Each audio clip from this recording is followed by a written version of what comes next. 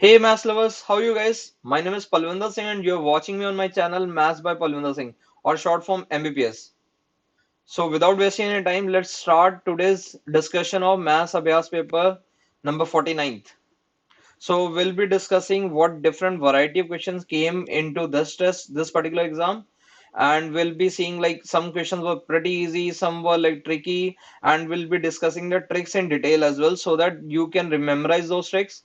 And if in future you have to use those tricks, you don't make any mistake using them. Okay, let's start with the first question. So it's a binomial theorem question. It says C naught C1 till C20 are binomial coefficients of 1 plus x raised to the power 20, and we have this summation which we want to find out. Okay, so first step, what I usually do in these questions is I'll convert this into summation symbol. तो क्या करने वाले हैं देखो, I'll assume कि भैया जो n है for the timing, I'll instead of writing 20 I'll just keep n. तो यहाँ पे क्या लिखा है NCR और नीचे क्या लिखा होगा NCR-1. देखो यहाँ 3 लिखा तो यहाँ 2 लिखा है, यहाँ 2 लिखा तो यहाँ 1 लिखा है, यहाँ 1 लिखा तो यहाँ 0 लिखा है, तो ऊपर वाले का सबस्क्रिप्ट जो सा है नीचे वाले से एक बड़ा है। एंड जो भी आपने यहाँ लिखा है ना वही आपने यहाँ लिखा हुआ है। देखो 3 लिखा है तो यहाँ पे 3 लिखा हुआ है, 20 लिखा है तो यहाँ 20 है, तो यहाँ R आएगा। और R कहाँ से शुरू होगा? हाँ भाई, R की वैल्यू 1 से शुरू होगी और कहाँ तक जा रही है? N तक जाएगी। देखो 20 तक जाना है ना। और आपको अगर ये पता नहीं है, ये होपफुली सबको पता होना चाहिए, अगर आपको नहीं पता है तो ये याद कर लो, ये n minus R plus 1 by R होता है। मैं निकाल के दिखा भी देता हूँ, बट आपको ये याद रहना चाहिए। और मैंने कैसे याद किया है, देखो मैं इसके सबस्क्रिप्ट को ना नीचे फेंक देता हूँ, यहाँ पे ये रहा, और इसमें से ये सब्ट्रैक्ट करता हूँ, n में से r माइनस 1 सब्ट्रैक्ट किया और उसको ऊपर फेंक देता हूँ। हो गया याद?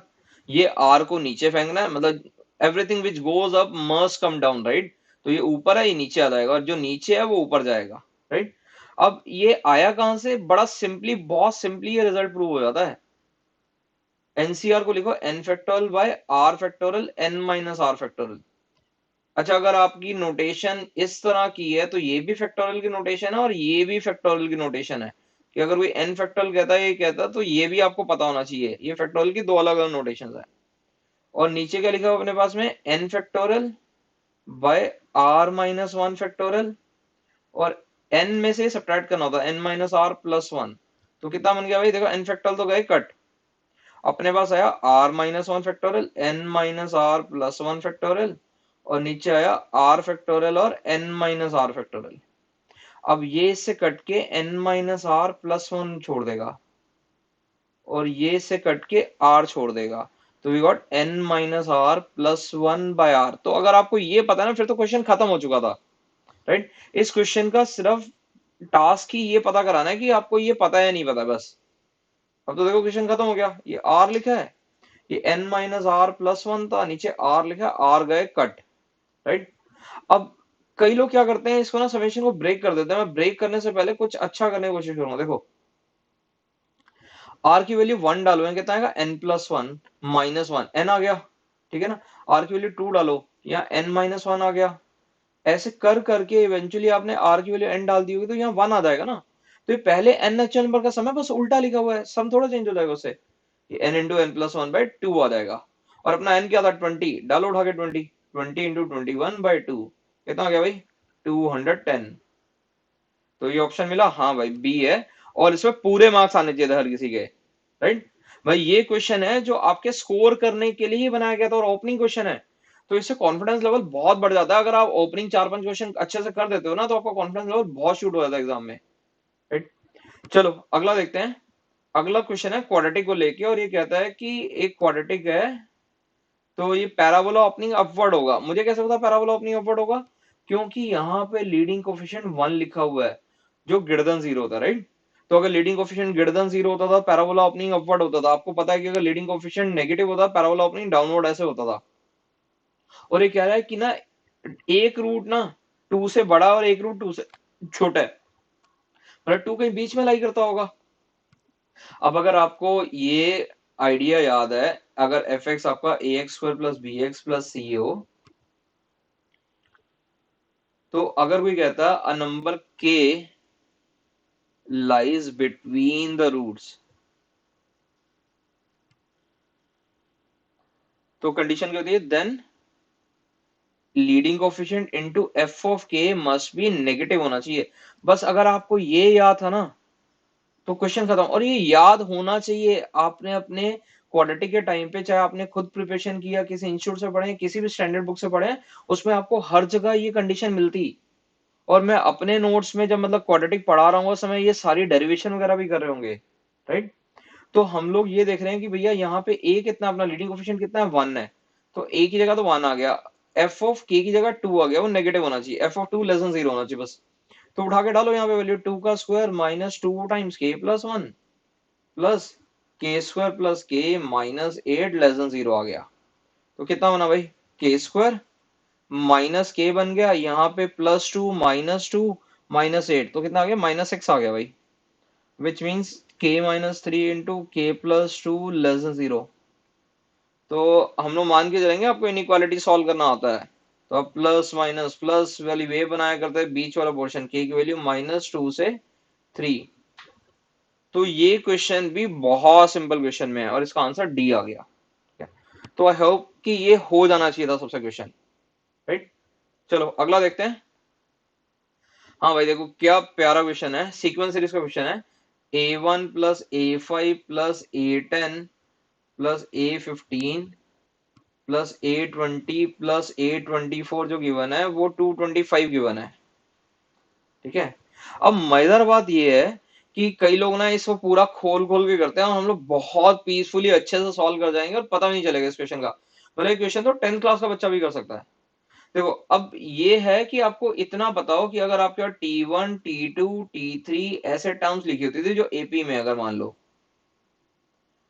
ऐसे कहीं TP आया होगा, कहीं TQ आया होगा, ऐसे ही आप TNS लिखा करते थे।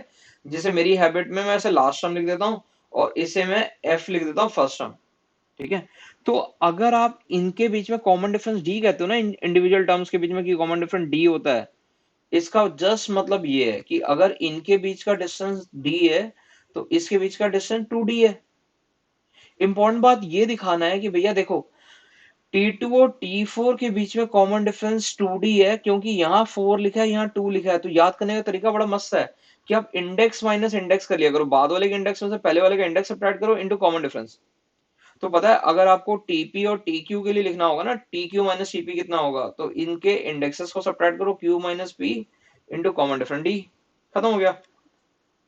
तो उसी टाइम पे अब आपको ये समझ आया कि अगर T1 T2 T3 ऐसे लिख के, और मैं ना इनके साथ एक सुपरस्क्रिप्ट लगा रहा हूँ बिगनिंग, ये बिगनिंग से लिखिएगा, मतलब यहाँ पे एक बंदा खड़ा है, ठीक है, तो शक्ल बना देते हैं उसकी, और यहाँ TN है भाई। तो ये ना बिगनिंग से करोगे तो ये लास्ट टर्म आती है, राइट। लेकिन मैं इसी को T1 फ्रॉम एंड भी बोल सकता हूँ ना, ये एंड से पहली टर्म है।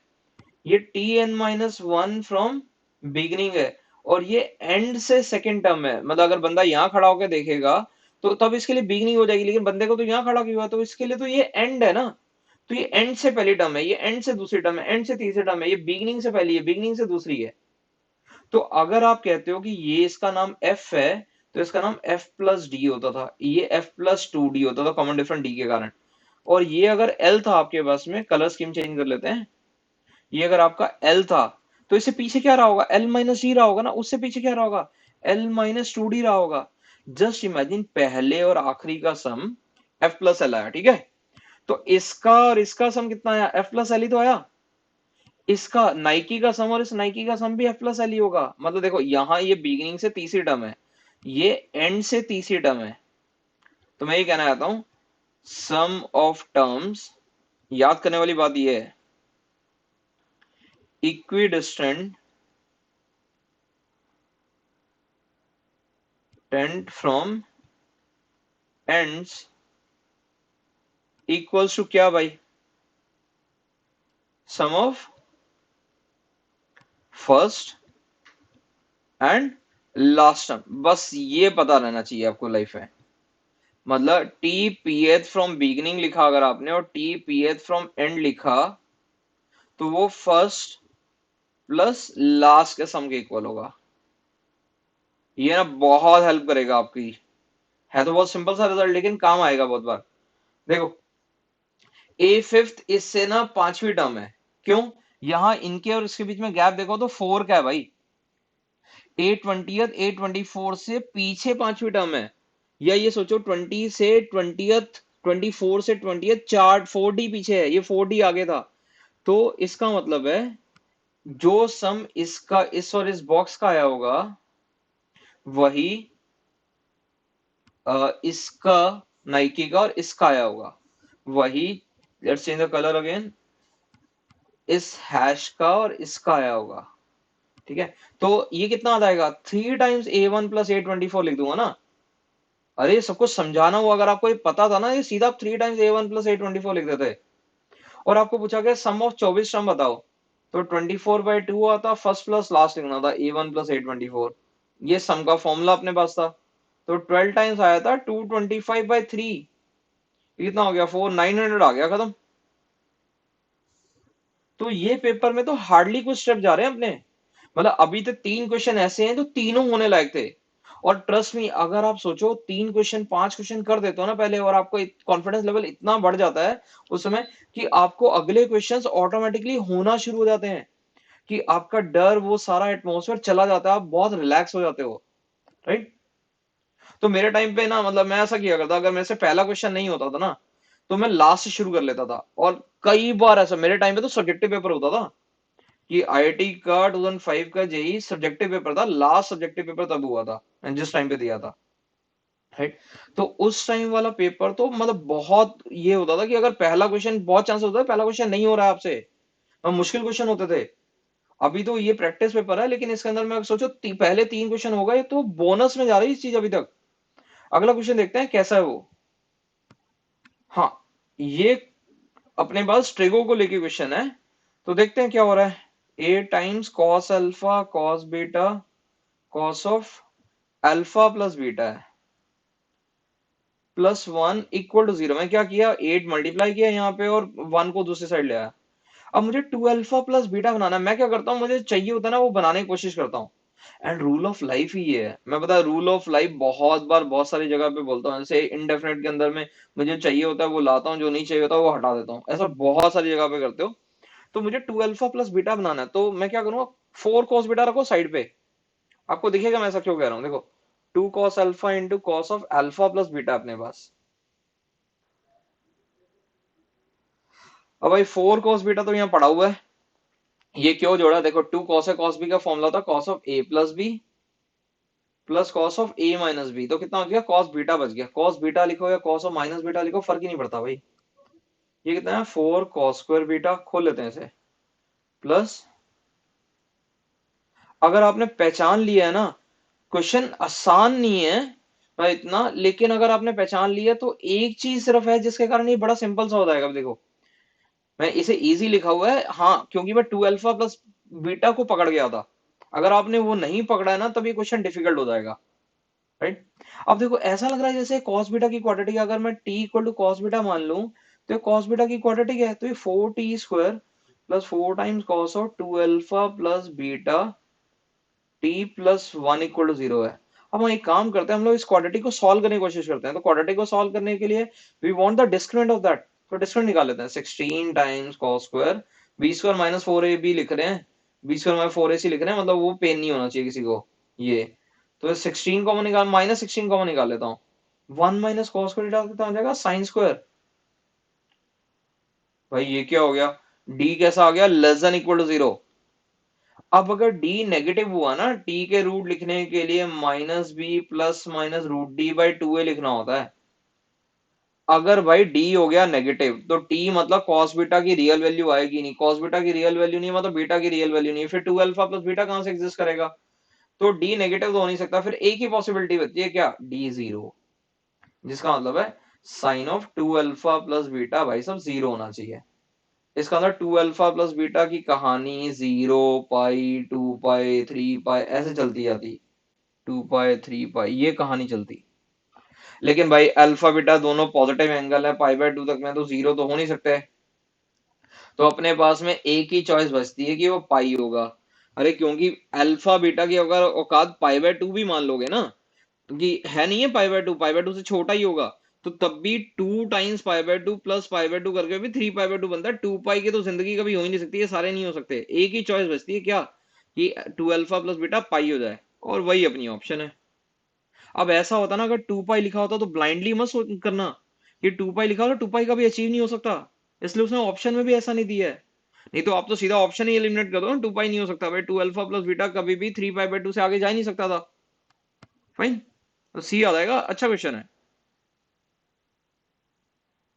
ये देखते हैं, ये हाइट एंड डिस्टेंस का क्वेश्चन लग रहा है। चलो, क्या गिवन है कि एक पोल है, तो पहले सर्कल बनाना है। ठीक है, तो एक सर्कल बना लेते हैं, अच्छा नहीं बना लेकिन चलेगा। ठीक है, और साथ में क्या गिवन है हमें, उसमें एक हेक्सागन होना चाहिए। तो ये रहा भाई हेक्सागन अपना, और ये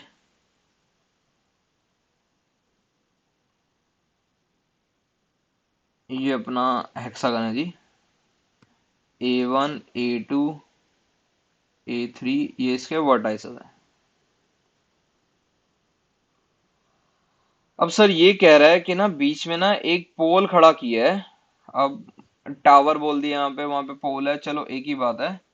तो सेंटर पे खड़ा किया है यहाँ पे। ठीक है, और रेगुलर हेक्सागन है। रेगुलर हेक्सागन में ना क्या कमाल की बात होती है कि आपके पास में यहां से लेके यहां तक ये लेंथ ऑफ कोर्स आर होती, ये आर होती, ये भी आर ही होती है। 6 इक्विलेटरल ट्रायंगल बने होते हैं, ये आपको पता होना चाहिए, 6 इक्विलेटरल ट्रायंगल बन जाते हैं। अरे ये सारे एंगल, ये वाले सेंट्रल एंगल सारे इक्वल आने चाहिए ना, 2π/6 आ जाते तो π/3 हो जाएगा। और ये लेंथ इक्वल होती, तो ये आइसोसेलेस ट्रायंगल जिसका वर्टिकल एंगल π/3 हो, तो ट्रायंगल कैसा हो जाता, इक्विलेटरल हो जाता। तो ये अपने पास में देखो, ये यहां से लेके यहां तक, अब आर के बारे में दिया नहीं है, लेकिन उसने कहा है कि जो सर्कल का एरिया है ना πr² वो 27 है।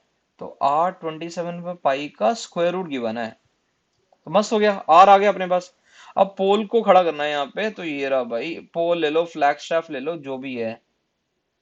अब वो कह रहा है ये वाला एंगल जोन सा है ना, ये इंक्लिनेशन वाला जो एंगल है, ये मतलब स्पेस में है, मतलब ये ऐसा है, मतलब ये वर्टिकली बाहर निकल रहा होगा, ये फ्लैग स्टाफ ऐसा है। ठीक है, तो ये सेंटर यहाँ पे है, ये ओ मान लेते हैं सेंटर। ये अपना A1 है, और इसने कितना एंगल बोला, ये π/3 है भाई, ये वाला एंगल π/3 है। तो अगर ये R है, ये कितना होगा, R tan π/3 हो जाएगा ना हाइट। उसे उसने हाइट बोला हुआ है, तो हमें हाइट निकालनी है, ये अपनी H है। राइट, तो H के लिए क्या चाहिए हमें, सिर्फ for H we want R, और R अपने अभी निकाला है। ये कितना बन गया जी, R की जगह लिखो 3√3/√π, और tan π/3, tan 60 डिग्री कितना होता है, √3, तो 9/√π आ रहा है कोई ऑप्शन अपने पास। हाँ भाई, ये रही डी ऑप्शन। तो अभी तक के 5 क्वेश्चन में ना, ये फिर भी माना जा सकता है कि आपके लिए थोड़ा सा ट्रिकी रह जाता, लेकिन बाकी सारे क्वेश्चन होने लायक थे भाई, बाकी सारे क्वेश्चन होने लायक हैं अभी तक तो। ठीक है, अच्छा जी, अब ये गिवन है, greatest integer X, greatest integer of 2² x till greatest integer n²x। देखो, अगर आपको नहीं पता तो मैं यहाँ पे एक छोटी सी वर्किंग दिखाता हूँ। ग्रेटेस्ट इंडियर एक्स का ग्राफ तो सबने बनाया होता है, बस एक चीज है कि शायद किसी ने वो ऑब्जर्व ना की हो, या किसी ने ना करवाई हो। वो सिर्फ ये है, देखो, ये 1, ये 2, ये 3, ऐसे चलता रहता था इसका ग्राफ। और नेगेटिव में भी एक दो जगह बना लेते हैं, ये और ये, -1 -2, यहाँ पे -1 है जी, और यहाँ पे -2 है। ये 1 है, ये 2 है, ये 3 है। अगर आपने कभी ये रियलाइज नहीं किया तो ये करना चाहिए था वैसे तो, अगर आपने नहीं किया कोई बात नहीं, अभी कर लेते हैं। देखो, ये सारे पॉइंट ना एक ही लाइन पे लाई करते हैं। देखो, 0 पे 0 है, 1 पे 1 है, 2 पे 2 है, 3 पे 3 है, ये y=x लाइन है। और ये सारे ओपन भी एक ही लाइन पे लाई करते हैं, जो उसके पैरेलल लाइन है, वो कौन सी लाइन है, ये y=x-1 लाइन है। देखो, ये वाले जितने भी ओपन है, 1 जाने पे ये क्वांटिटी 0 जा रही होगी ना, ये 2 जाने पे ये 1 जा रही होती, तो ये y=x-1 लाइन है। तो जो भी ग्रीन कलर का ग्राफ बना हुआ है ना, वो ऐसा है, वो ग्रेटेस्ट इंडियर एक्स है, वो less than equal to X हो सकता है और एक्स माइनस वन से बड़ा होगा। तो ये मेरी टर्म्स में मैं इसे बोलता हूँ ज्ञान जमा करो। ठीक है, तो ये जीजे के है आपको हर जगह पे जब भी यहाँ कुछ याद करने के लिए बोलूंगा या मतलब कुछ ऐसा होगा तो मैं इसे जीजे के बोलता हूँ ज्ञान जमा करो। राइट। तो ज्ञान जमा करने में आप ये याद करोगे कि बॉक्स ऑफ एक्स मतलब ग्रेटेस्ट, ये जीएफ है ग्रेटेस्ट इंडियर, हमेशा less than equal to X होगा और more than X minus one होगा, और ये हर एक्स में होने वाला है। राइट।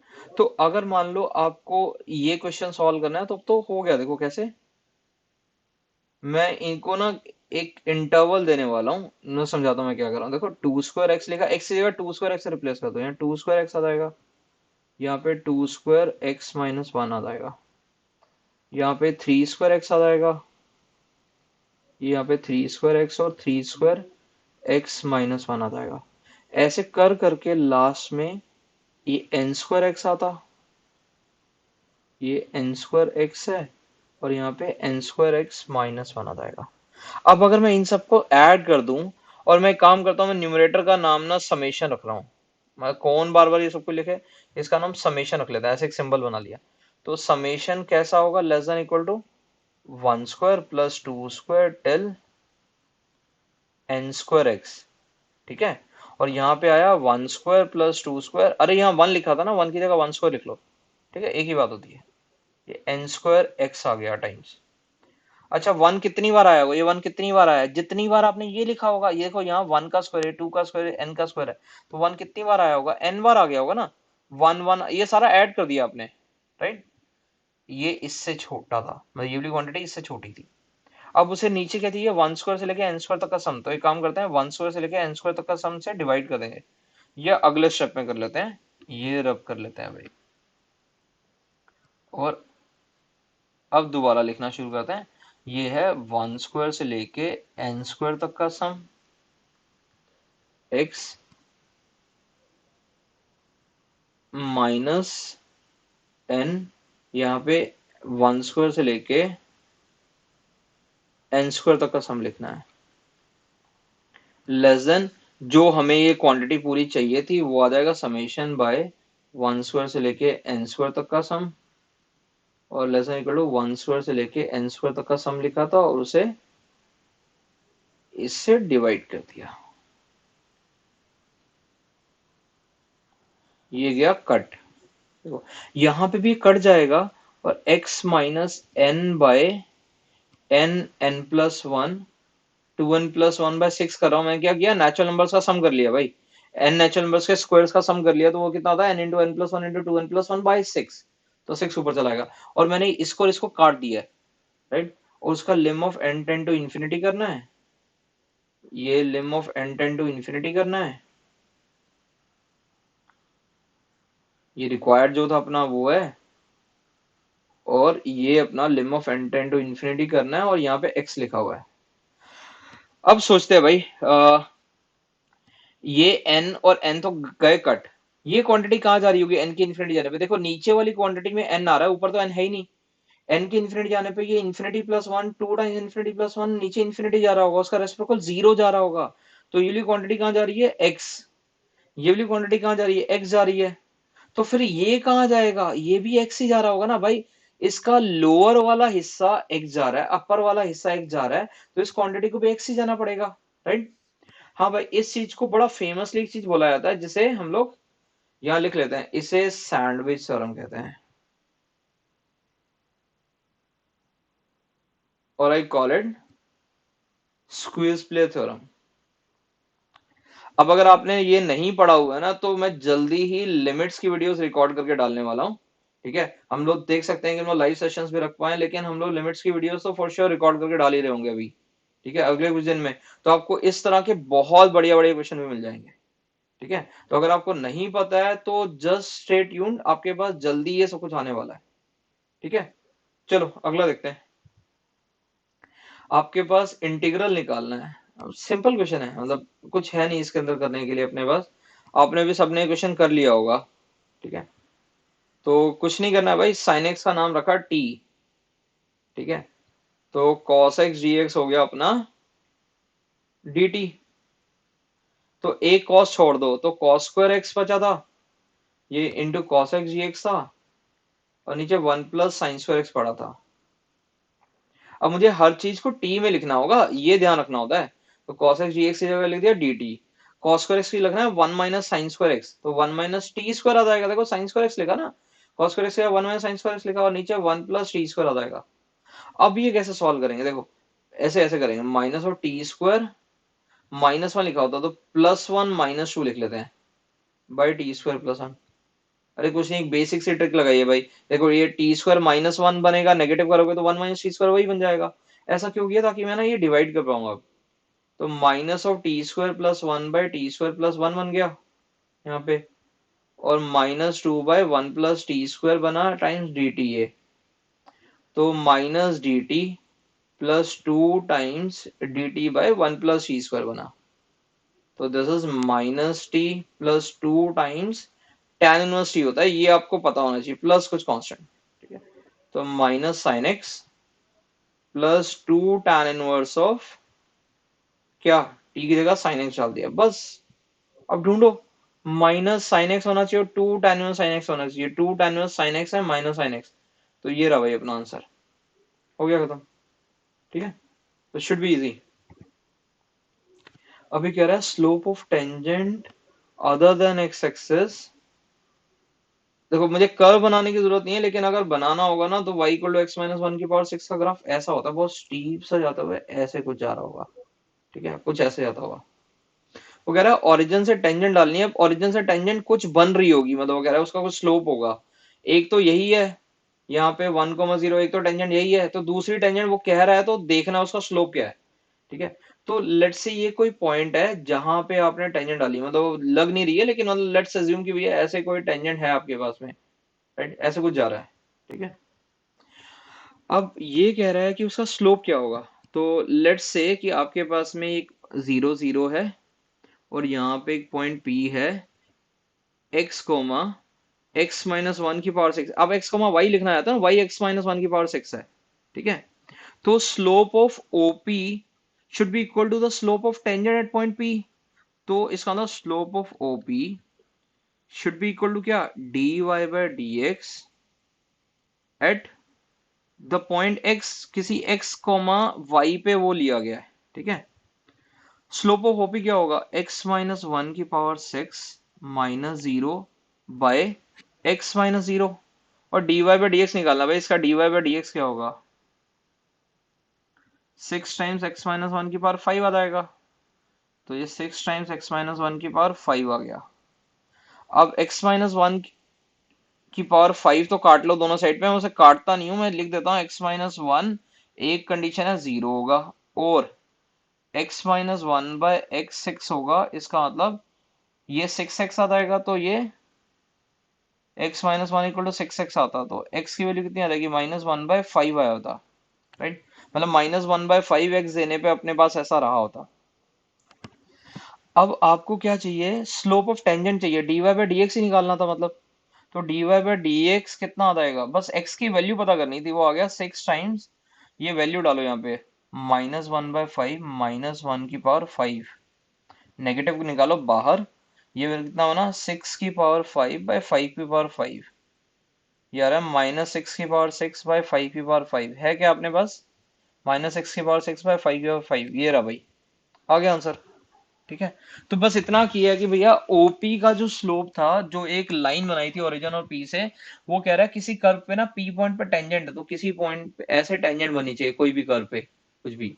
तो टेंजेंट का स्लोप dy/dx से आता है, ये टेंजेंट है, टेंजेंट का स्लोप dy/dx से आता है। और अपने पास पी पॉइंट और ओरिजिन है, उन्हें ज्वाइन करने में जो लाइन बनेगी उसका स्लोप उससे इक्वेट कर दिया बस। राइट, नहीं देख लेते हैं, एफ ऑफ थीटा कैसा है, sine theta into cos square theta है। अब मैं इसे पहले थोड़ा सिंप्लीफाई कर लेता हूँ, मैं sine theta into 1 - sin² theta लिख लेता हूँ, which will make it F theta is sine theta minus sin³ theta आ गया। ठीक है, तो एफ डैश थीटा निकाल लेते हैं, क्या आएगा वो, cos theta -3 sin² theta into cos theta. ये cos थीटा आ गया, 1 - √3 sin थीटा आया, और 1 + √3 sin थीटा आया। अब देखो भाई, मुझे ये पता करना है एफ डैश थीटा में साइन चेंज किन पॉइंट के अबाउट आता है। तो एफ डैश थीटा के साइन चेंज कहाँ कहाँ आएंगे, ध्यान से देखेंगे, मतलब कैन बी वेरी क्रूशियल। इसमें साइन चेंज नहीं आ सकता, क्यों भाई? देखो, थीटा 0 से पाई में आए तो 1 + √3 sin थीटा तो हमेशा पॉजिटिव ही रहने वाला ना यहाँ पे। ये तो पॉजिटिव है अपने पास में, साइन थीटा नेगेटिव हो नहीं रहा, और कहीं पे कोई रीजन नहीं है इस चीज को नेगेटिव बना पाने का, 1+ हो रहा है, राइट। हाँ भाई, यहाँ हो सकता है क्या? हाँ, जब साइन थीटा 1/√3 हो, उसके लिए दो वैल्यू आती हैं। एक तो थीटा की वैल्यू साइन इनवर्स 1/√3, मतलब आप उसे अल्फा भी बोल सकते हो, और एक पाई माइनस अल्फा भी तो होगा, क्योंकि साइन अल्फा और sine of pi minus alpha के आंसर सेम ही आते थे, राइट। और इसका क्या आएगा, थीटा की वैल्यू पाई/2। अब हम लोग क्या करेंगे, वेव बनाएंगे 0 और पाई के बीच वाले पॉइंट्स पे, ये और ये है, यहाँ पे पाई/2 है कहीं पे, और यहाँ पे अपने पास कहीं पे अपने पास ये अल्फा होना चाहिए, which is sine inverse 1/√3, right. और यहाँ पे कहीं पे पाई माइनस अल्फा होगा, राइट। अब मुझे साइन वेव ना हमेशा, प्लीज रिमेंबर, ये प्लस माइनस की जरूरी नहीं है जब भी फंक्शनल फॉर्म आ जाए। तो फंक्शनल फॉर्म में हमेशा एक वैल्यू डाल के चेक करना चाहिए। रट लो इस बात को, फंक्शनल फॉर्म के टाइम पे हमेशा एक वैल्यू डाल के चेक करना चाहिए। अब मैं क्या करने वाला हूँ, मुझे ये पता करना है कि भैया यहाँ पे कोई वैल्यू डालूं, तो मैं पाई/4 डाल सकता हूँ, पाई/3 डाल सकता हूँ, पाई/6 डालने की कोशिश कर सकता हूँ। अब देखो, यहाँ पे साइन का ग्राफ, एक बार ध्यान से साइन का ग्राफ बनाओ, ये साइन का ग्राफ होता था 0 पाई, ये पाई/2, ठीक है। अब यहाँ पे पाई/4 का आंसर 1/√2 आता था, और 1/√2 1/√3 से बड़ा है छोटा है, 1/√2 1/√3 से बड़ा है भाई, राइट। तो जो आपका अल्फा होगा ना, वो कहीं यहाँ पड़ा होगा पाई/4 से पीछे, राइट। अरे ठीक है ना, √3 √2 से बड़ा, तो 1/√2 1/√3 से बड़ा होगा, तो अल्फा जो सा एंगल है जिसके लिए 1/√3 आया, वो छोटा एंगल होगा पाई/4 से, राइट। तो यहाँ पे कहीं पे पाई/4 आ होगा। तो आप ये सोचो, पाई/4 डालने पे आपका पॉजिटिव आ रहा है नेगेटिव आ रहा है, सिर्फ ये सोचो कि यहाँ पे कहीं पे पाई/4 मार्क नहीं करना है, सिर्फ ये आपको इंटरवल पता करना है, प्लस वाला इंटरवल है नेगेटिव वाला इंटरवल है।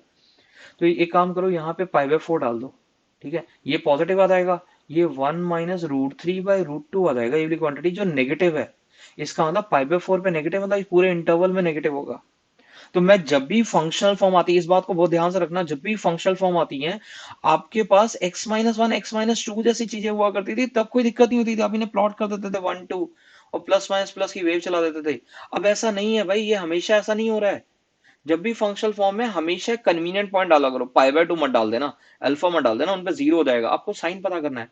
अच्छा, यहाँ नेगेटिव है तो यहाँ पॉजिटिव आएगा, यहाँ नेगेटिव है यहाँ पॉजिटिव आएगा, यहाँ नेगेटिव आएगा। और प्लस से माइनस जाने वाली चीज को क्या कहते हैं, लोकल मैक्सिमा। लेफ्ट से राइट से प्लस से माइनस आ रहा है तो ये लोकल मैक्सिमा है, ये लोकल मिनिमा है, राइट। कोई ये बोलेगा देखो मैं तो पहले ही जानता था यहाँ प्लस आएगा, नहीं, आप हमेशा नहीं जानते हो बात को। We have a number of questions, जब मैं कैलकुलस दिखा रहा हूँ, एन नंबर ऑफ क्वेश्चन जिनमें आपकी वेव उल्टी बनाने पे आंसर उल्टे आ जाएंगे। तो आपको मैक्सिमम वैल्यू बतानी है, तो एफ ऑफ अल्फा का आंसर, और bye the way F of pi minus alpha के आंसर सेम ही आएंगे, क्योंकि साइन के अंदर डालने में तो फर्क ही नहीं पड़ेगा ना, साइन अल्फा और sine of pi minus alpha same ही होंगे। तो इसका मतलब sine alpha minus sine cube alpha का आंसर चाहिए होगा आपको, ये आपका एफ अल्फा है।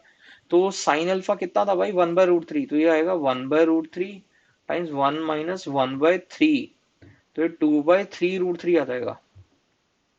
लेकिन please note, there can be catch in the question, कि भैया मैक्सिमम वैल्यू पूछा गया इस क्लोज इंटरवल 0 से पाई में। तो जब भी ऐसा पूछा जाए ना कि क्लोज इंटरवल में 0 से पाई पूछा गया है, कुछ भी ऐसा है, और मैक्सिमम वैल्यू पूछी गई है, मैक्सिमम वैल्यू मींस कि भैया आपको ग्लोबल मैक्सिमा रिपोर्ट करना है। तो आप क्या करोगे, आप एंड पॉइंट के आंसर भी निकालोगे, एफ ऑफ 0 भी निकालो। अच्छा, एफ ऑफ 0 तो 0 आ रहा है, ठीक है ना, साइन 0 0 हो जाएगा यहाँ पे, और एफ ऑफ पाई निकालोगे, वो भी 0 आ रहा है। अगर इनमें से किसी का आंसर 2/3√3 से बड़ा आ गया तो मैक्सिमम आंसर वो रिपोर्ट करना पड़ेगा। इस समय आपकी मैक्सिमम वैल्यू जो सी है वो 2/3√3 आई है, तो हम लोग वो मार्क करने वाले हैं, 2/3√3, ये रहा, ठीक है। तो आंसर विल बी सी। बड़ा सिंपल क्वेश्चन आया, तो देखो, e raise to power x का ग्राफ बनाना राइट हाफ में, ये रहा e raise to power x का ग्राफ राइट हाफ में। लेफ्ट हाफ में जो बनाना है e raise to power minus x का ग्राफ बनाना है, ये रहा लेफ्ट हाफ में। और ये कह रहा -1 से 1 तक का एरिया निकालो। अच्छा बाय द वे अगर आप देखो ना ये दोनों ग्राफ सिमेट्रिकल हैं, इसी की रिफ्लेक्शन वाई एक्सिस में लेने पे ये ग्राफ आता है। तो रैदर दोनों के एरिया निकाले, मैं एक का एरिया निकालूंगा, डबल कर दूंगा ये टोटल एरिया जो मैं चाहिए। तो एरिया क्या होगा, 0 से 1 तक e raise to power x g x निकाला, और उसका डबल कर देंगे लेफ्ट हाफ को लेने के लिए, तो 2 times e raise to power x का integral e raise to power x ही होगा, और 0 से 1 डाल दिया, तो 2 टाइम्स ई माइनस 1, खत्म भी हो गया क्वेश्चन, 2 ई माइनस 2 आएगा, शुड बी सी, राइट। अच्छा भाई, slope of tangent at any arbitrary point of the curve, मतलब d y by d x, ये कैसा है, is twice the product of abscissa, abscissa मतलब x, into square of ordinate, 2 into x y square है, तो ये y raise to power -2 d y is 2x dx है, ये कहा हुआ है भाई, ठीक है। इक्वेशन ऑफ कर्व क्या होगा, तो वाई रेज टू पावर -1/1 हो जाएगा, इसका इंटीग्रल करना है, बस हो गया खत्म, बाय -1, और यहाँ पे x² 2 आता है, 2 कट जाएगा, प्लस c, तो हमें क्या चाहिए, y मल्टीप्लाइड चाहिए, तो ये -1 लिखो, x² y प्लस cy आया, तो x² y plus cy plus 1 equal to 0 आ रहा है, देखो ये डिफरेंशियल इक्वेशन का क्वेश्चन है, और दो कोड़ी का रद्दड़ क्वेश्चन है, x² y plus cy plus 1, ये रहा भाई अपने पास, खत्म, ठीक है। अरे बेसिक इंटीग्रेशन ही किया और कुछ नहीं किया। Okay, this is 3x plus Y plus Z equal to 1 है, और 6x plus 3y plus 2z equal to 1 है, और मुझे कहा गया mu X plus lambda Y plus 3z equal to 1 है, और ये इनकंसिस्टेंट होना चाहिए, मतलब सॉल्यूशन नहीं आना चाहिए भाई, नो सॉल्यूशन वाला सिनारियो होना चाहिए। तो या तो डिस्क्रिमिनेंट वाला सिनारियो कर लेते हैं, मतलब अगर आपने क्रैमर्स रूल पढ़ा हुआ है, या एक काम करो, इसे ना पहले थोड़ा सा देखते हैं कि कुछ और हो सकता है क्या।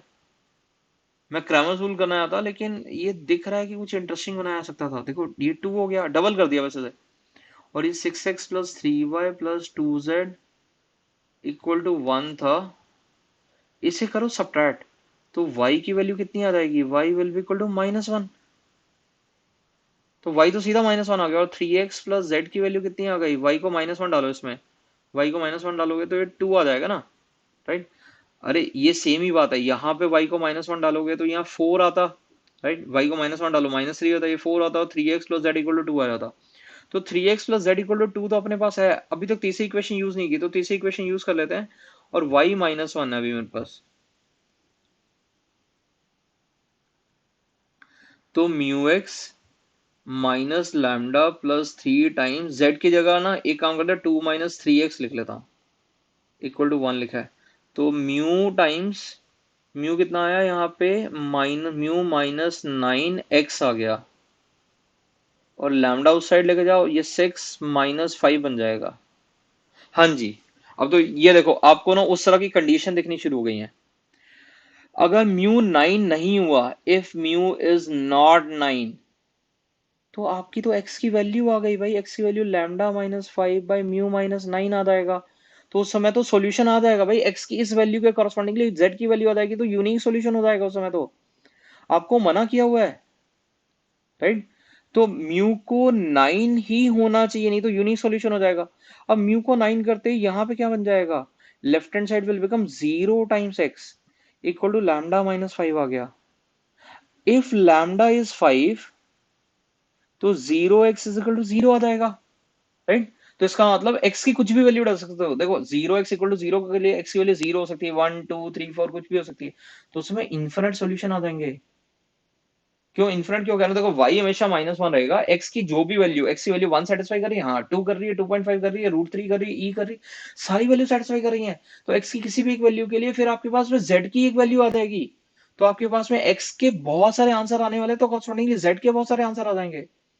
तो नो सॉल्यूशन होने की एक ही कंडीशन है कि भैया म्यू तो हो रहा हो 9, तो 0x आ रहा हो, ठीक है, तो लेफ्ट हैंड साइड तो 0 बन गई, और अगर मान लो राइट हैंड साइड 0 बनी नहीं, अगर लैम्डा 5 हुआ ही नहीं, तो राइट हैंड साइड 0 नहीं हो रही है, लेफ्ट हैंड साइड 0 है, तो ये कह रहा है भाई मैं 0 हो रहा हूँ, और कह रहा है मैं 0 नहीं हो रहा हूँ, तो इक्वालिटी कैसे होल्ड कर रही है, फिर नहीं कर रही होगी ना।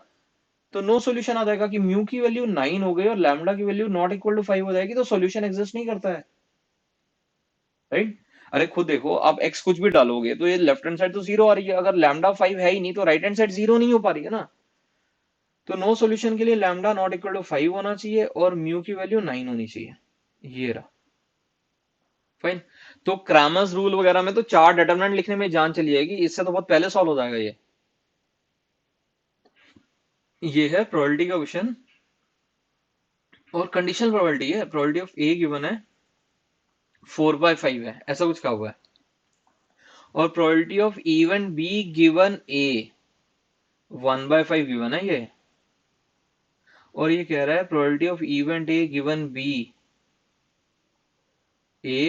बी 2/3 है। Probability that neither A nor B occurs, ये चाहिए। Neither A nor B occurs मतलब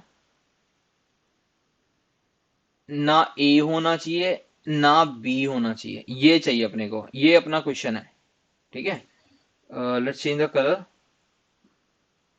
ये चाहिए। अच्छा, अगर probability of B given A पता है अपने को, तो probability of A intersection B by probability of A होता है प्रोबेबिलिटी ऑफ बी गिवन है, ये, ठीक है। वो बी बाय ए नहीं, बी गिवन है, ठीक है। B given that A has occurred.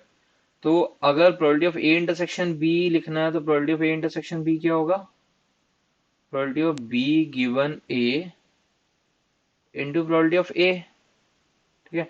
वो कितना आ गया भाई, 4/5 इंटू 1/5, 4/25 आ गया जी अपने पास। और probability of A given B is probability of A intersection B by probability of B होता, तो प्रोबेबिलिटी ऑफ बी निकाल लेंगे। तो प्रोबेबिलिटी ऑफ बी कितना आएगा जी, probability of A intersection B अभी अभी हमने निकाला 4/25 by probability of A given B, probability of A given B कितना था 2/3, राइट। तो कितना आ गया 4/25 इंटू 3/2, तो 6/25 आ रहा है।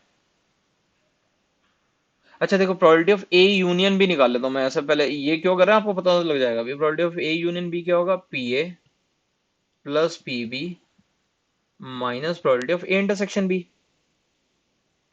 पी ए कितना है भाई अपने पास, पी ए गिवन था 4/5, पी बी गिवन हमने निकाला है 6/25, ए इंटरसेक्शन बी भी निकाला था बीच में 4/25, तो कितना आ गया ये 2/25 हुआ, ये 22/25 आ गया।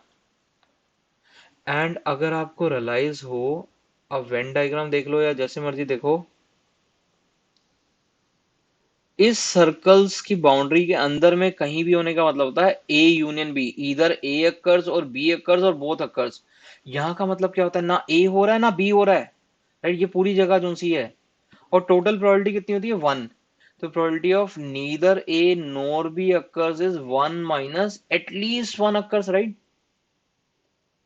अरे probability none occurs will be what, 1 minus at least 1 occurs, तो 1 माइनस 22/25 आ जाएगा, which will take us to 3/25। तो मिल गया भाई, शुड बी आंसर ए, ठीक है। तो ये सिर्फ डेफिनेशंस पता होनी चाहिए कि probability of A given B क्या होता है, probability of B given A क्या होता है, should be fine. Let's see next one. अच्छा भाई, मॉड ए 2 गिवन है, मॉड बी 1 गिवन है और मॉड सी 3 गिवन है। और ये कह रहा है कि बी का प्रोजेक्शन अलोंग ए, तो बी का dot with A cap, projection of M in N का मतलब होता है एम का डॉट विद एन कैप। तो बी का प्रोजेक्शन ए में कहने का मतलब बी का dot with A cap, double है सी का डॉट विद ए कैप से। आप एक काम भी कर सकते हो, B dot A by mod A लिखोगे तो C dot A by mod A cut जाएंगे ना नीचे, ए बाय मॉड ए लिख लेना। तो ये है आपके पास। और ये कह रहा है बी और सी परपेंडिकुलर है, और तो इसका मतलब बी डॉट सी जीरो है। कुछ नहीं, खोलना ही तो ऐसे ए माइनस बी प्लस 2c का होल स्क्वायर किया, उसका आधा करने को बोला इसने। तो half of mod A square plus mod B square लिखो, 4 मॉड सी स्क्वायर लिखो, -2 a डॉट बी, इंट्रैक्शन अब आएंगी, -4 b डॉट सी, क्योंकि 2 इसके पास भी है ना, -4 a डॉट सी, ये आ गया अपने पास, राइट। अच्छा, ये प्लस आएगा, ए और सी की इंट्रैक्शन तो पॉजिटिव है ना, तो हाफ ऑफ 4 आया, +1, और ये 9 × 4 36, -2 a dot B twice of C dot A होता है, तो ये और ये तो कट गए भाई, और b डॉट सी 0 है, खत्म हो गया क्वेश्चन, -0 है सब कुछ। ये कितना होना, 41/2 आ रहा है, हाँ भाई 20.5, ये रहा डी ऑप्शन। ठीक है जी, शुड बी क्लियर। चलो नेक्स्ट देखते हैं।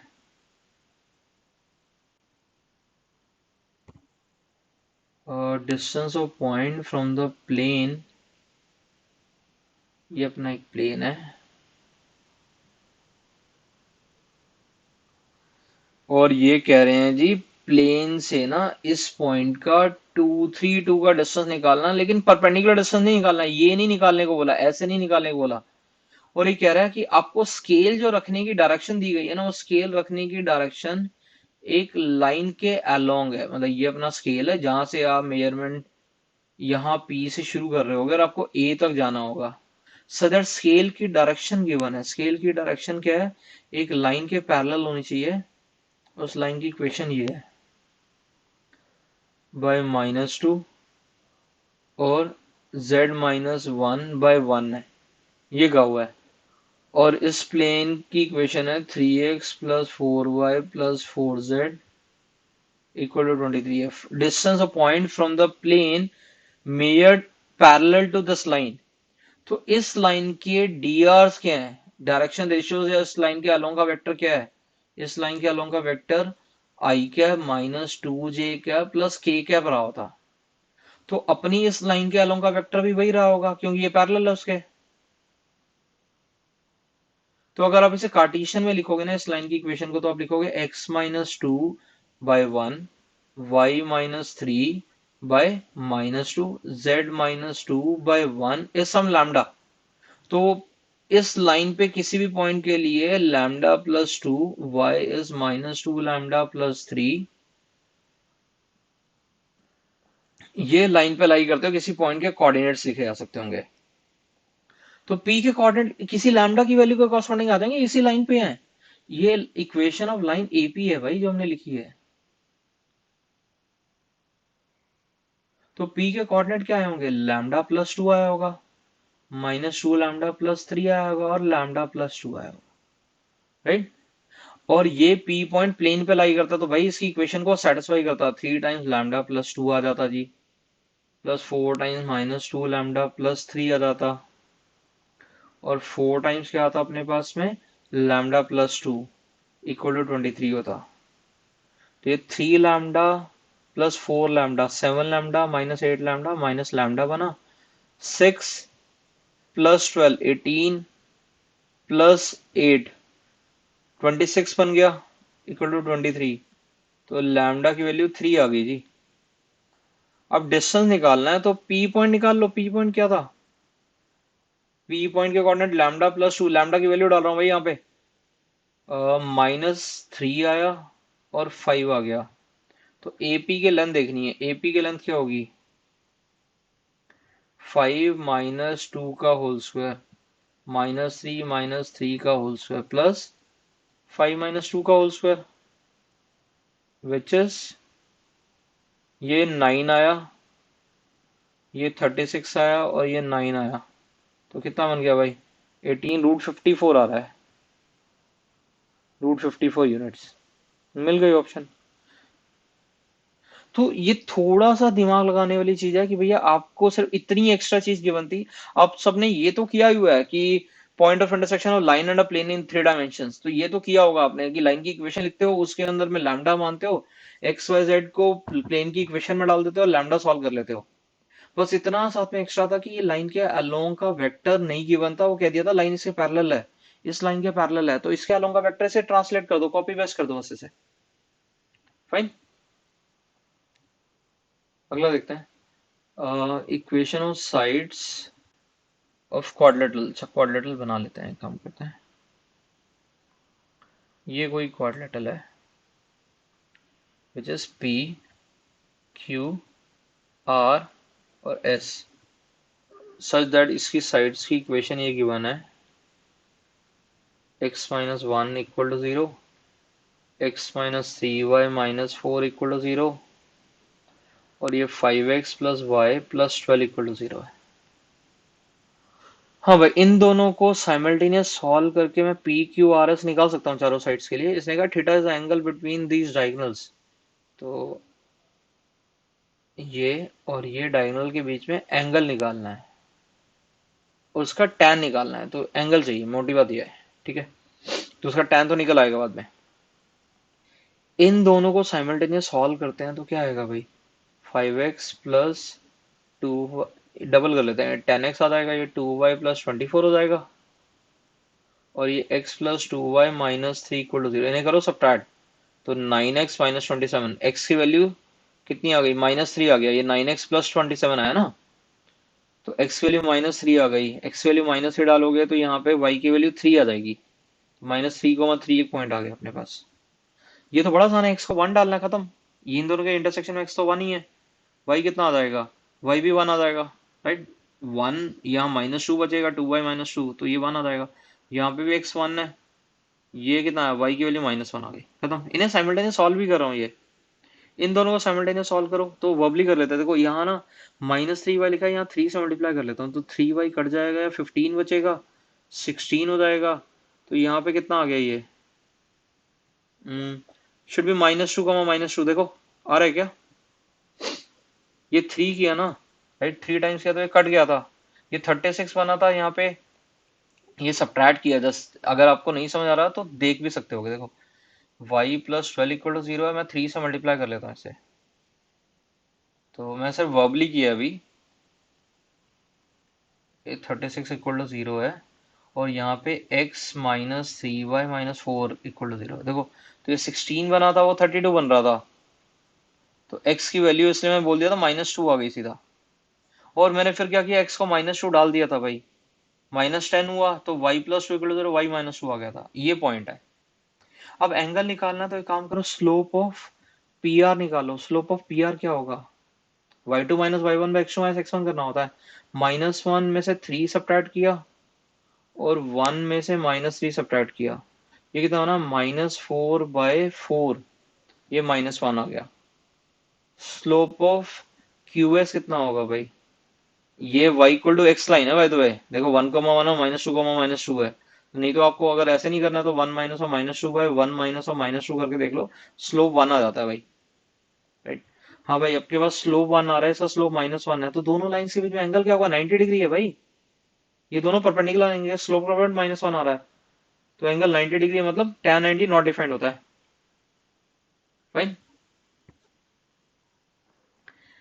17 कैसा क्वेश्चन है, locus of point of intersection of tangent at the extremities of a chord,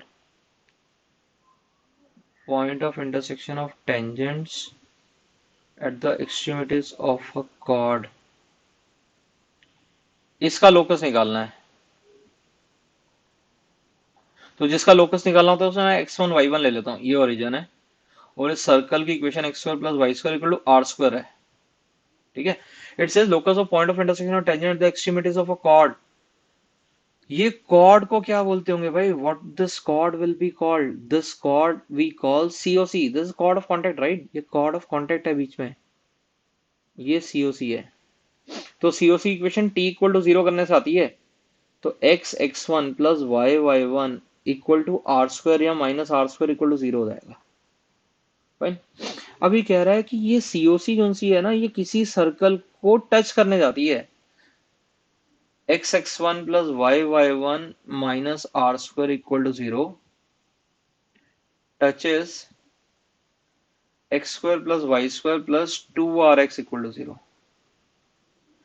तो ये एक सर्कल है जिसका centre minus r comma zero है और रेडियस आर है, राइट।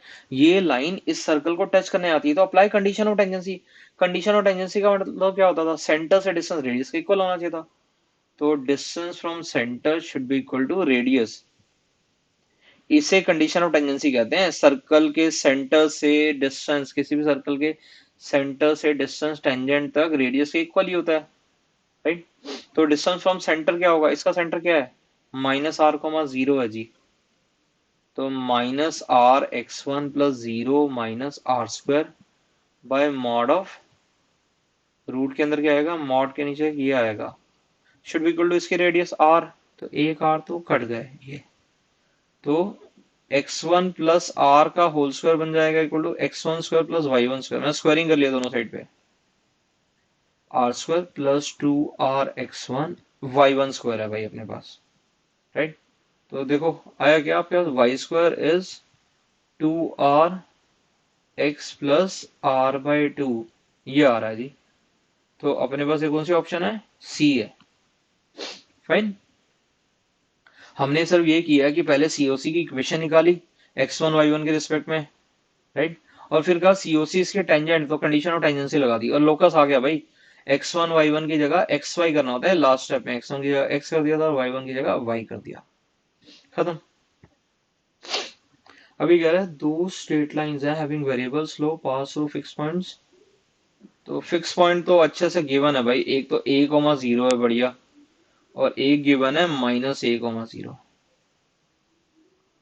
ये कह रहा है ये लाइन इससे पास करती है और दूसरी लाइन इससे पास करती है और वेरिएबल स्लोप है।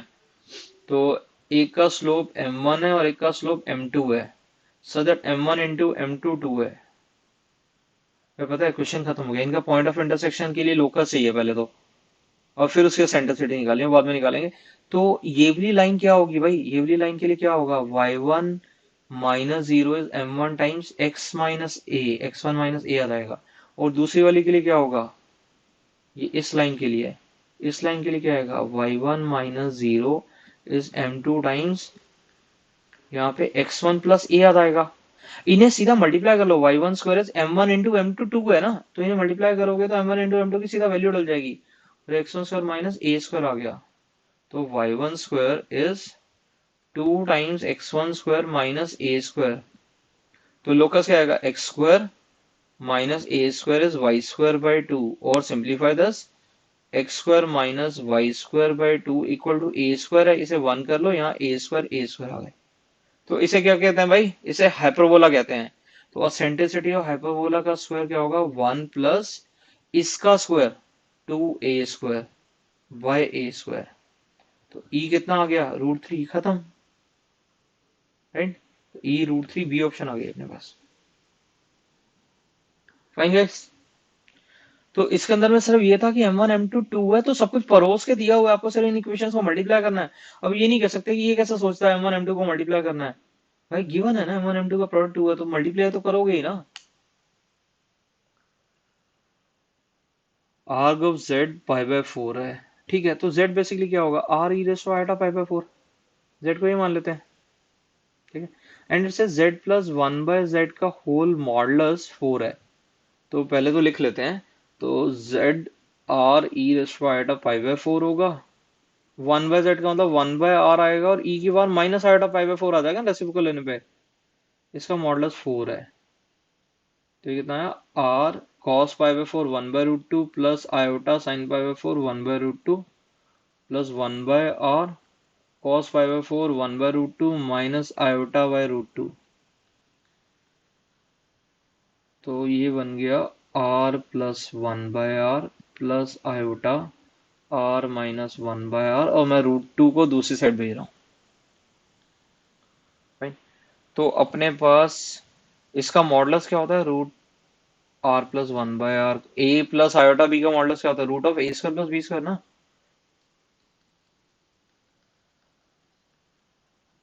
तो इसे सिंप्लीफाई करोगे तो आएगा two times r square plus one by r square, squaring कर लिया और ये 32 आ गया होगा। R square plus one by r square कितना होगा, 16।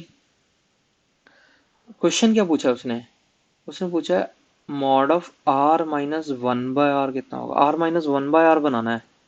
तो r minus one by r कैसे बनाऊं, ऐसे बनाएंगे, r square plus one by r square है, इसमें टू कम कर लो, तो टू कम करना था, two into r into one by r है, तो 16 माइनस टू कर लो, ये r माइनस 1/r का होल स्क्वायर है 14। तो r माइनस 1/r का मॉड वैल्यू कितना आ गया भाई, ओवर √14 हो गया, खत्म। फाइन। तो एक और क्वेश्चन कर लेते हैं पहले, फिर देखते हैं। ये कह रहा है कि वर्कर 3 शिफ्ट में काम करते हैं, उनकी वेजेस 3:4:8 है, डिपेंडिंग शिफ्ट 1 में, शिफ्ट 2 में, शिफ्ट 3 में। अच्छा, और ये कह रहा है number of worker in the shift. ठीक है, तो मान लेते हैं एक शिफ्ट में, पहली शिफ्ट 1 में 3x लोग काम करते हैं, फिर 2x लोग काम करते हैं, फिर 5x लोग काम करते हैं। ये शिफ्ट 3 में है, ये शिफ्ट 1 में है, और ये शिफ्ट 2 में है। ऐसा कुछ कहा हुआ है।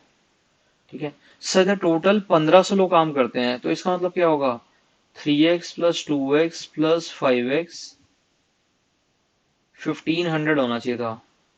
तो 10x मतलब x 150 है, 150 है। तो इसका मतलब शिफ्ट 1 में 450 लोग काम करते हैं, इसमें 300 काम करते होंगे, उसमें 750 काम करते होंगे। ठीक है ना, ये लोग हैं। और इनकी वेजेस की रेशियो गिवन है कि पहली शिफ्ट में wage 1 is to wage 2 is to wage 3, ये गिवन है।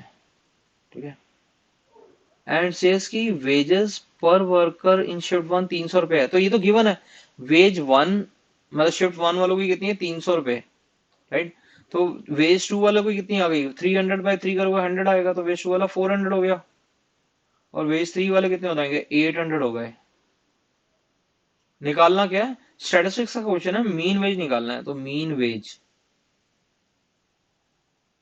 कैसे निकालेंगे भाई, शिफ्ट 1 में 450 लोग थे, 450 लोग थे, और उन्हें 300 रुपए वेज मिलती थी। शिफ्ट 2 में 300 लोग थे, एवरेज 400 रुपए मिलती थी। शिफ्ट 3 में कितने लोग थे भाई, 750 थे, और उसमें 800 रुपए मिलती थी। और टोटल वर्कर कितने हैं भाई अपने पास में, 1500। ये सिंप्लीफाई करना है, तो देख लेते हैं कैलकुलेशन। ये ये गया, तो ये कितना आ गया, 15, ये 90 आ गया अपने पास में, ये 80 आ गया, और ये 400 आ गया भाई। तो 570 आ रहा है, सिंपल कैलकुलेशन ही है। तो इतना गंदा भी नहीं है कुछ, मतलब अच्छे से मल्टीपल की मैंने 15 के, तो 570 आ रहा है, शुड बी सी, राइट। अब देखो टोटल 20 क्वेश्चन कर लिए हैं, तो आपको ये पता होना चाहिए कि कैसे क्वेश्चन थे। ये मस्ट डू में है भाई, ये हो जाना चाहिए था, तो मस्ट डू 1 ये हो जाना चाहिए था। मैं उल्टा शुरू कर रहा हूँ, और न्यूमेरिकल वाले बाद में देखेंगे, एक मिनट पहले ये देख लेते हैं। तो एक क्वेश्चन ये शायद मतलब कि किसी के लिए थोड़ा सा मुश्किल हो गया हो, मतलब अदरवाइज अगर आपको ये पता है ना आर्क ऑफ जेड का मतलब ये, और मैं यूलर फॉर्म में लिख देता हूं, तो आपके लिए कोई मुश्किल नहीं हो सकती। यूलर फॉर्म का मतलब ये फॉर्म थी, राइट। तो ये कुछ मुश्किल नहीं था, ये मजलूम है भाई।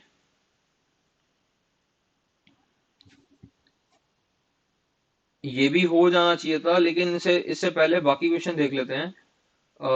ये हो सकता है भाई,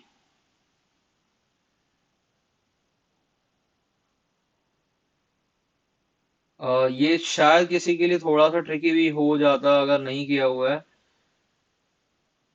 ये वाला थोड़ा ट्रिकी हो सकता था, मुश्किल नहीं है भाई, ये ट्रिकी हो सकता था। अब ये वाली चीज में ना सिर्फ मुश्किल ये हो सकती है किसी को ये ना पता हो, ये ना पता हो। ठीक है, तो मस्ट डू वो का मतलब वो है कि भाई ये तो क्वेश्चन हो ही जाना चाहिए था वाली चीज है। ठीक है, अब अगर आप ये नहीं कर पा रहे हो, तो इसका मतलब आपके मैट्रिसेस डेटा में वाले कॉन्सेप्ट स्ट्रांग नहीं है, आपने ऐसा कुछ पढ़ा ही नहीं है। नहीं तो आप D1 D2 D3 निकाल के भी कर सकते हो, उससे टाइम लगता है लेकिन हो जाता फिर भी। तो between this question and like these 4 question I assume कि भैया ये 15 16 14 13, ये 5 क्वेश्चन में 2 to 3 क्वेश्चन तो हो जाने चाहिए थे भाई, इन 12th टू 16th और 17th क्वेश्चन, ये 16th क्वेश्चन तक में। तो ये 2-3 क्वेश्चन हो जाने चाहिए थे, राइट। मैं इन्हें में मशरूम में ही डालता, लेकिन अगर आप ध्यान से देखोगे ना, तो शुरुआत से अगर ये देखोगे तो पहले क्वेश्चन तो बहुत सिंपल है, फर्स्ट 3 क्वेश्चन तो बहुत लड्डू क्वेश्चन थे, तो ये मशरूम में था। एनी डे ये मस्ट डू में था अपने पास में, ये मस्ट डू में था, ये आपके पास में मस्ट डू में, ये तो सबसे हो जाएगा, मतलब 10th क्लास के बच्चे बैठा होगा वो भी कर देगा ये ट्रिकी हो सकता था। मतलब ये अगर अभी तक 20 क्वेश्चन में one of the tricky question यही होता करने के लिए आपका, ये मस्ट डू में भाई, ये हो जाना चाहिए था। ये वाला अगर आपको सैंडविच थ्योरम ये नहीं पता है तो चीजें मुश्किल हो जाएंगी। क्वेश्चन आसान है लेकिन ये आपको कॉन्सेप्ट पता है नहीं पता, सिर्फ उस पर मैटर करता है। ये मस्ट डू क्वेश्चन है भाई, ये हो जाना चाहिए। ये क्वेश्चन भी सिंपल ही है, बस आपको dy बाई डी एक्स निकालना था। तो ये कैन बी डन में है, अगर आपने मस्ट डू नहीं सोचते हो तो ये कैन बी डन में तो होगा ही, ये तो किया जा सकता है एग्जाम में। राइट। डिफरेंशिएशन है, इट माइट बी ट्रिकी, तो मे बी कि किसी से नहीं हुआ होगा चलेगा, लेकिन मतलब पिछले वाले क्वेश्चंस अगर नहीं किए हैं तो दिक्कत है, ये नहीं भी किया तो भी चलेगा किसी से। ये मस्ट डू है, दो कौड़ी का क्वेश्चन है। ये वाला क्वेश्चन मस्ट डू में है भाई, मतलब ऐसे क्वेश्चन तो आप मतलब अपनी एनसीईआरटी में भी करते हो। तो यहां से लेके सोचो आपने कितने क्वेश्चन मस्ट डू लिख लिए हैं, 7 to 8 तो मस्ट डू में ही लिख लिए हैं। देखो, फर्स्ट, सेकंड, थर्ड, फोर्थ, ये पांचवा क्वेश्चन, 6 क्वेश्चन, 7 क्वेश्चन, और मैंने यहाँ पे 2 to 3 लिखे हैं, तो 10 क्वेश्चन तक तो 9 to 10 क्वेश्चन तो इसी में है। ठीक है, 11, 12, 13, मतलब 20 में से 13 क्वेश्चन ऐसे हैं जो काफी सिंपल है। बस आपने अगर कैलकुलेशन मिस्टेक कर दिया, कुछ ऐसा कर दिया, उसमें मार्क्स जा सकते हैं, अदरवाइज ये क्वेश्चन हो जाते। और ट्रस्ट मी, ये क्वेश्चन अगर मैं कह रहा हूं ना हो जाते, तो आप इनमें स्कोर कर पाते और आपका रैंक एक क्वेश्चन से ही इधर उधर मूव कर जाता है। राइट। तो अभी तक जो 20 क्वेश्चन आए हैं वो बहुत ज्यादा तंग करने वाले क्वेश्चन नहीं थे। ठीक है, न्यूमेरिकल में देखते हैं, लेकिन ये वाले क्वेश्चंस अभी तक ऐसे नहीं आए कि आपको तंग कर देंगे क्वेश्चन। देखो, एफ थीटा ये गिवन है, 5 cos theta plus 3 cos of theta plus 5/3। तो इसका बाउंड बताना है बस। तो एफ थीटा क्या आ गया, 5 cos थीटा प्लस 3 टाइम्स, इसे खोल लो भाई, यहाँ पे cos थीटा cos 5/3 हाफ होता है, minus sine theta into sine 5/3, वो √3/2 होता है, +3। तो cos के पास कितना आ गया सर, 5 + 3/2। साइन के पास क्या है, -3 √3/2 +3। अब अगर टाइम, सॉरी cos थीटा भी था ना, तो अगर मान लो ये लैम्डा cos थीटा है, मुझे ये चाहिए भी नहीं, प्लस म्यू साइन थीटा +3 है, ये एफ थीटा है। आपको पता है इसकी मैक्सिमम वैल्यू क्या होती है, एफ थीटा मैक्स होता है, प्लीज नोट, ये तब होता है जब ये दोनों थीटा सेम है, lambda square plus mu square +3। F theta minimum क्या होता, minus of lambda square plus mu square +3। तो आपको तो ये कैलकुलेशन करने के लिए नहीं बोला है, उसने कहा ए और बी का सम चाहिए। तो उसने कहा ये बी है और ये ए है, a + b 6 है भाई, खत्म। तो आपको मेहनत करने के लिए बोला ही नहीं है, तो आप अगर कर रहे हो तो आपकी गलती है। उसने सिर्फ ये बोला है कि आपको इतना बताना है a + b क्या है, तो मैंने तो root of lambda square plus mu square solve भी नहीं किया। राइट, और क्वेश्चन खत्म हो गया भाई, बस इतना ही था। Answer will be 6। y = -7/2 इसकी डायरेक्ट्रिक्स है, तो पैराबोला वाला क्वेश्चन आ गया है। तो ये पैराबोला वाला क्वेश्चन आप देखोगे, मतलब कोनिक्स के अंदर में पैराबोला का क्वेश्चन आना ना एक तरह से पक्का हो गया है। आप बाकी पेपर्स भी देखोगे, अभ्यास में भी या मतलब पुराने साल के पेपर्स में भी ऐसा हमेशा हुआ है। ये k टाइम्स y - 8/k लिख लेते हैं। और ये ना मेरी हैबिट में है कि मैं ना सिर्फ एक ही तरह का पैराबोला डील करता हूँ जो y² = 4x है, और मैं दुनिया के हर पैराबोला को इसमें कन्वर्ट कर देता हूँ। कैसे, देखो, मैं स्मॉल x का नाम रखूंगा कैपिटल Y, y - 8/k का नाम रखूंगा कैपिटल X। ठीक है, तो ये बन गया y² = kx, मतलब k ऐसे लिख लो, 4k/4x।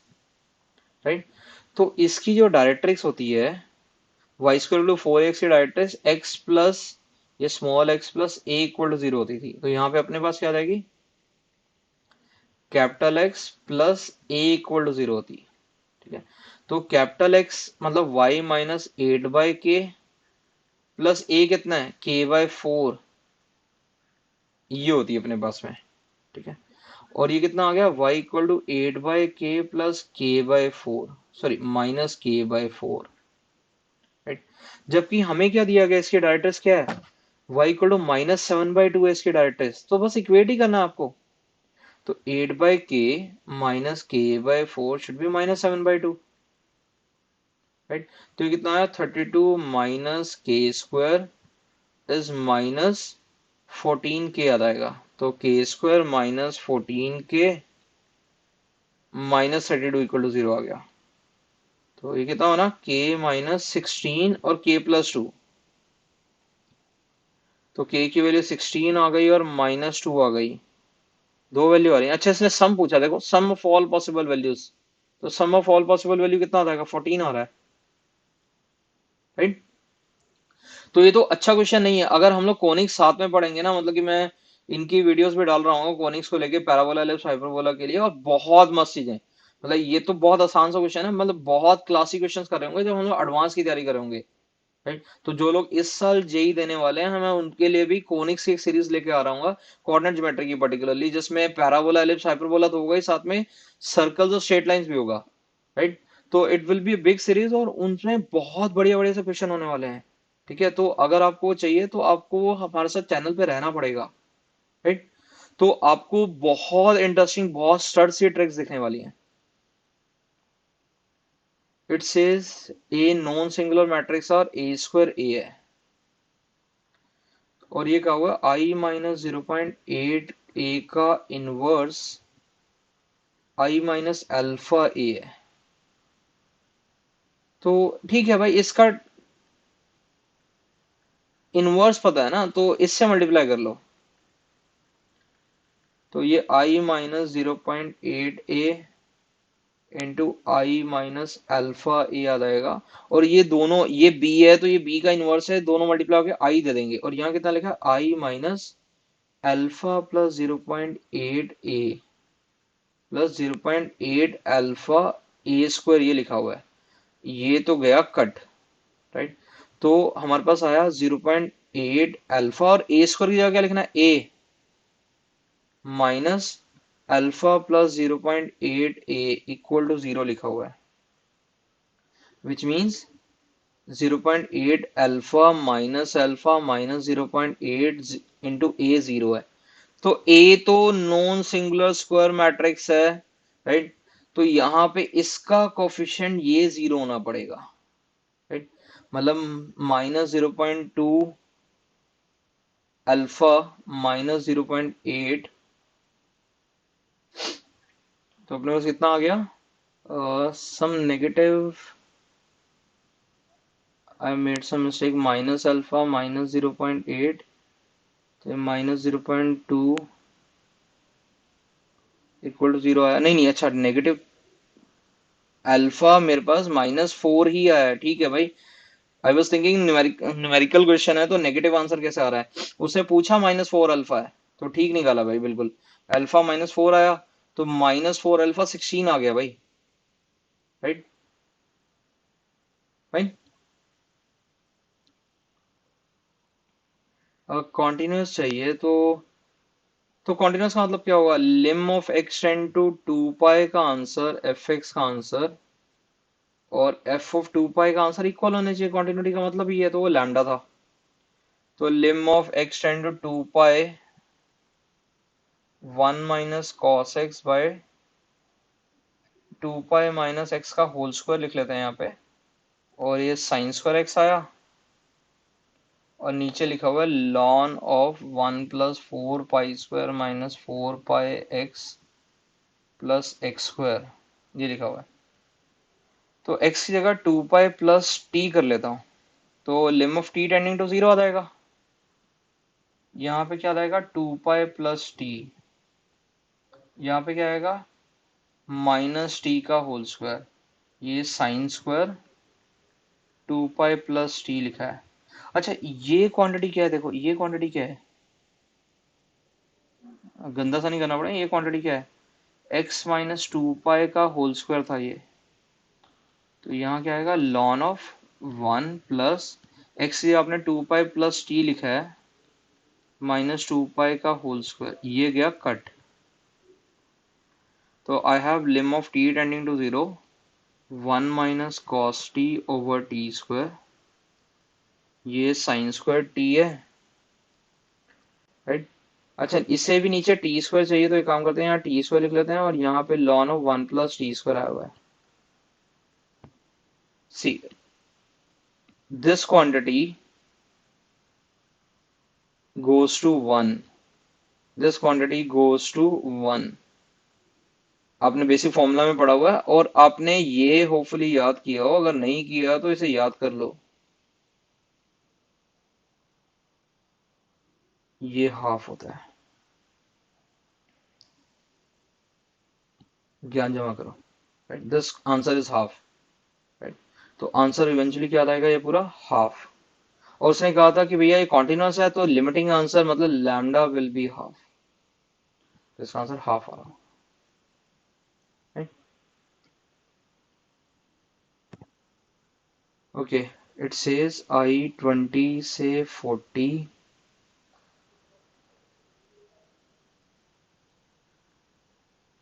The sine of 60 minus x है।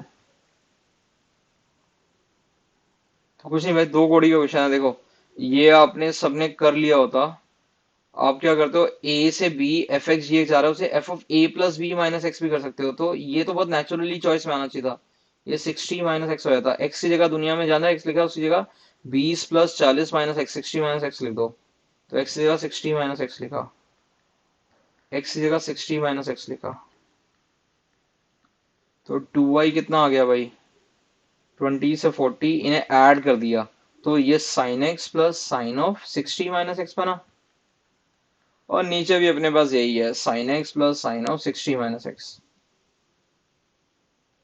खत्म हो गया भाई, क्वेश्चन में कोई जान ही नहीं है, ये गए कट।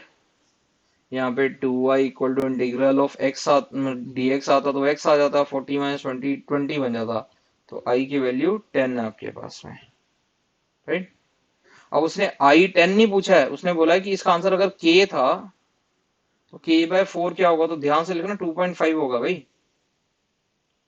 फाइन। तो इन क्वेश्चन में ये क्वेश्चन भी मस्ट डू में है भाई, ये हो जाना चाहिए अगर आपने डी किया हुआ ढंग से, तो राइट। ये वाला क्वेश्चन लिमिट को लेके है, तो ट्रिकी नहीं है, आपको थोड़ा टाइम लग जाता अगर आपने ये याद नहीं किया होता बस, राइट। और ये भी मैं ना आपको ये बोलने वाला हूँ कि अगर आपको कहीं भी पूरे कैलकुलस में 1 माइनस कॉस थीटा दिखता है ना, वो 2 साइन स्क्वायर थीटा बाय 2 होता है, ये रट के बैठ जाओ। कहीं भी 1 माइनस कॉस थीटा लिखा होगा ना, तो क्वेश्चन आपसे 2 साइन स्क्वायर थीटा बाय 2 ही लिखवाना चाहता होगा, राइट। ये भी है, मस्ट डू में ही है भाई ये भी। अब ये शायद ना हो, मतलब ऐसा कुछ है नहीं इसमें नहीं होने वाला, लेकिन अगर किसी से नहीं हुआ तो, बट मतलब कैन बी डन, राइट। ये वाला क्वेश्चन कैन बी डन, अगर आपने मतलब कि शिफ्टिंग वाले पैराबोला नहीं किए हैं तो आपको वो आइडिया नहीं है। ये वाला क्वेश्चन हो जाता, मैक्सिमम से मैक्सिमम गंदा ये होता कि आप ये वैल्यू पूरी सॉल्व कर रहे होते। आपने ये पढ़ा हुआ है कि अगर आपके पास में lambda cos theta plus mu sine theta plus कुछ भी साई लिखा हो, अगर ऐसा है तो इसका maximum value root of lambda square plus mu square plus psi होता है, minimum value minus root of lambda square plus mu square plus i होता है, क्योंकि ये तो बदलने नहीं वाला, ये तो वैसे ही रहेगा, इसकी मैक्सिमम मिनिमम निकाल सकते हो, तो ये मस्ट डू मेरा। तो इन टोटल अगर आप सोचोगे ना, मैं इसका एनालिसिस भी किया है पेपर का, तो अगर आप एग्जाम एनालिसिस देखोगे तो आपके पास में ये क्वेश्चंस लिखे हुए हैं कि मैंने ये लिखा है कौन से टॉपिक से क्वेश्चन आया है, मतलब किस टॉपिक का क्वेश्चन था और वो इजी था या मॉडरेट था, और मैंने साथ साथ में ये बोला भी है कोनिक्स में आप किसी भी पेपर को उठा लेना, अभ्यास के पेपर को या मतलब जो नॉर्मल पैराबोला का क्वेश्चन आया ही आया है। कोनिक्स के अंदर में ऐसा होता है कि एलिप्स नहीं आएगा तो हाइपरबोला आ जाएगा, हाइपरबोला नहीं आएगा तो एलिप्स आ जाएगा, लेकिन ये आ ही रहा होगा, राइट। तो ये आपकी रेफरेंस के लिए कि भैया कितने क्वेश्चंस किस टॉपिक से इस पर्टिकुलर पेपर में आए हैं, तो आप इसे एक बार देख सकते होगे, मतलब it can help you there कि डिफरेंशियल इक्वेशन का सिंपल क्वेश्चन आया था, हम लोगों ने आज की क्लास में अभी देखा था थोड़ी देर पहले कि इसका क्वेश्चन बहुत सिंपल है। और आप जनरली देखोगे ना तो मेंस पेपर में डिफरेंशियल इक्वेशन के क्वेश्चन सिंपल ही रहे हैं, राइट। तो ये इसकी एनालिसिस शीट है। अच्छा, मेरे पास सिर्फ की पॉइंट है कि जब भी आप पेपर दे रहे होगे ना, ऑब्वियसली आप पेपर एक ही सिटिंग में देते हो, अनडाउटेडली आप पेपर में उठते नहीं होगे, लेकिन जस्ट अ क्वेश्चन कि आप कभी भी मतलब कि कुछ खाने के लिए, कुछ भी किसी भी एक्टिविटी के लिए नहीं उठो, वो ज्यादा अच्छा है। कि 3 घंटे की कंसंट्रेशन में अगर आप 5 मिनट उठते हो ना, तो 5 मिनट का वेस्टेज नहीं होता है, वो 5 मिनट का 15 मिनट का वेस्टेज होता है, पता ही नहीं चलता है, राइट। और जब भी आपको एग्जाम देना है, एग्जाम देने से पहले आपको 6 से 7 घंटे की स्लीप होनी चाहिए, ये मैंडेटरी है भाई। ये है कि अगर आप एक दिन एग्जाम नहीं दे रहे हो तो ठीक है, लेकिन आप बाकी दिन जिस भी दिन एग्जाम दे रहे हो, वैसे तो अभ्यास के पेपर हर रोज आते हैं, तो आपको हर रोज एग्जाम देने चाहिए। हम लोग भी हर रोज अपलोड कर रहे होंगे, जो पुराने पेपर है उसके कारण number of uploads of each paper या per day will be more. जो हमारे पास टोटल 50+ पेपर्स हैं, तो हम लोग हर रोज काफी पेपर अपलोड कर रहे होंगे। अगर आप इनिशियल टाइम से करते आए हो पेपर्स को, तो आपके पास हर रोज एक पेपर है करने के लिए। जब आप पेपर दे रहे होगे, आपके पास सफिशिएंट शीट्स वगैरह होनी चाहिए, पड़ी चाहिए, ताकि आप 3 घंटे अपनी सीट से मूव नहीं करते हो। मेक श्योर आप अपनी सीट से 3 घंटे तक हिल नहीं रहे होगे, ठीक है। जब आप पेपर कर चुके हो, आपको मेरी तरह एनालिसिस शीट बनानी चाहिए। और इनफैक्ट मतलब मैंने भी पेपर अटेम्प्ट किया है, तो मैं एनालिसिस शीट बनाई कि कौन सा क्वेश्चन कैसा था, और ये देखना कि कौन सा क्वेश्चन नहीं हुआ। अगर आपसे क्वेश्चन नहीं हुआ है तो उसके लिए रिवीजन बड़ा जरूरी है। कि आपको क्वेश्चन करके पता लगेगा कि आपने उस टॉपिक की रिवीजन नहीं की हुई है, तो आपको करनी चाहिए। उस टॉपिक पे आपको टाइम देना चाहिए था, शायद आपने वो टाइम नहीं दिया है। तो पेपर करने से ही ये पता लगता है कि आपका कौन सा टॉपिक स्ट्रेंथ में है और कौन सा वीकनेस में है, कि आप टाइम बाउंड में से संभाल पा रहे हो नहीं संभाल पा रहे हो। और मिस्टेक्स की टेंडेंसी भी कम होती है जैसे जैसे आप पेपर अटेम्प्ट करते हो। तो if I may advice, please आपको पेपर हर रोज देना चाहिए, राइट। आपके पास डेट एक्सटेंड हो गई है, और नेक्स्ट डेट का भी अभी ये नहीं है कि क्लैरिफाइड कि उसी दिन क्या होने वाला है। लेकिन आई एडवाइस कि भैया उस चीज को डेडलाइन मान के चलो, कि उस दिन तक सारी चीजें, जो भी मेरे मिसिंग पॉइंट्स है जो भी थे, वो मुझे साथ में पढ़ना है। और साथ में पेपर करते हुए ये आइडिया लगेगा कि कौन सा टॉपिक अभी भी वीक है, right. Okay, thank you guys, thank you for attending this class. If you like this session, please like, share and subscribe, and just press this bell button so that आपको जो भी next videos आने वाले हैं, जो भी हम लोग क्लासेस रिकॉर्डिंग्स डालने वाले हैं या लाइव सेशन लेने वाले हैं, आपको उसके बारे में सारी इंफॉर्मेशन रहेगी नेक्स्ट टाइम से। Okay, thank you guys.